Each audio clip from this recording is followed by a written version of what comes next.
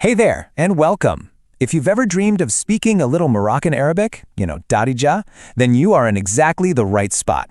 Over the next few minutes, we're going to build your own personal survival kit. No fluff, just the words you absolutely need to start using right away. So let's just jump right in. So, the big question is, are you ready to sound like a local? Because that's really the goal here, right? It's all about giving you the confidence to actually use the language, to understand and be understood, starting with the absolute essentials. First up, we've got the essentials. Honestly, you should think of these like the Lego bricks of the language. They're the foundational pieces you're going to find yourself using in pretty much every single conversation. Okay, let's kick things off with what is, I think, arguably the most useful word you can possibly learn, brit. It just means I want. So simple, so direct, and it's basically your key to getting exactly what you need. Let's just try it. Brit. Perfect.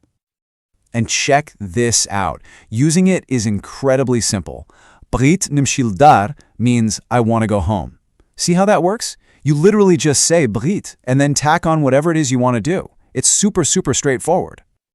All right, let's keep this momentum going with a few more must-knows. First, olia. That means tell me. Then you have a classic you will hear everywhere, yalla numshio, which is let's go.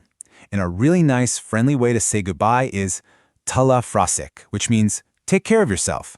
Boom! 3 powerhouse phrases right there. All right, on to section 2. Now that you can say what you want, let's talk about how to say what you're actually doing. It is time for the action words, the verbs.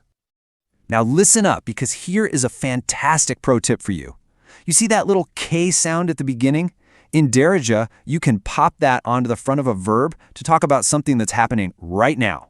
It's such a simple little trick, but it instantly makes you sound way more fluent. So let's look at a few key verbs here. Yirkab, that means to ride, which is perfect for when you're trying to get a taxi. Yiswel is to ask, which is, essential for not getting lost. And kamel is to continue, which is exactly what we're about to do.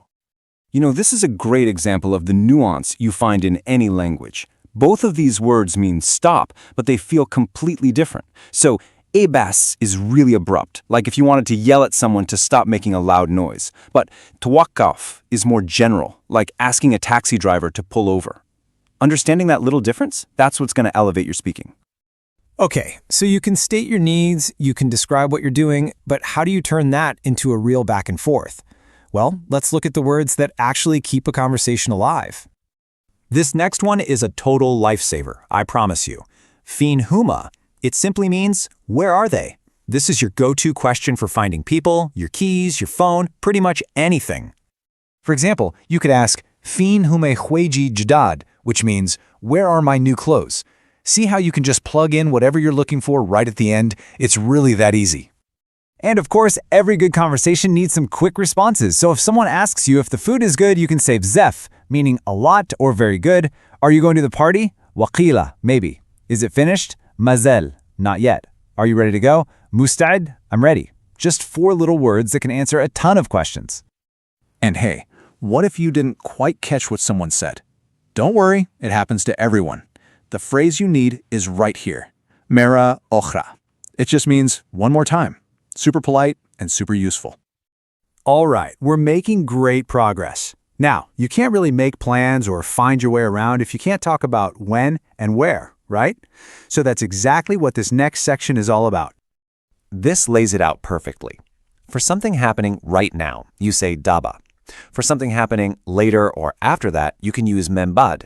And if you need to push it off to another time completely, your phrase is waqta okhra. Now, let's talk about where things are. To say something is happening everywhere, the phrase is fakul libleis. And I love this one because it's so literal. It actually means in all the places. Here's a beautiful example you could use in the spring. Kinshuf l'wurud fga' libleis, which is I see flowers everywhere. It's just a lovely descriptive phrase for anything you happen to see all around you. Wow, we have covered a ton of ground. So for our final section, this is the fun part. Let's put all these little building blocks together and see how you can start making more complex, really practical sentences. Okay, let's just imagine an urgent situation. You can see how this all connects. First, you state the need. Muhtaj lil musa'ada. I need help. Then, step 2, you give a clear command. Ayat al-tabib. Call the doctor. And finally, you add that urgency, bizerba, quickly.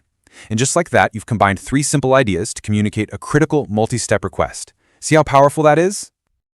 And there you have it. That is your foundational survival kit for Moroccan Darija. You now have the basic tools to say what you want, describe what's happening, and talk about when and where. Look, the important thing isn't just knowing the words, it's having the confidence to go out there and actually use them. So the only question left is the one right here. With all these new words, what will you say first?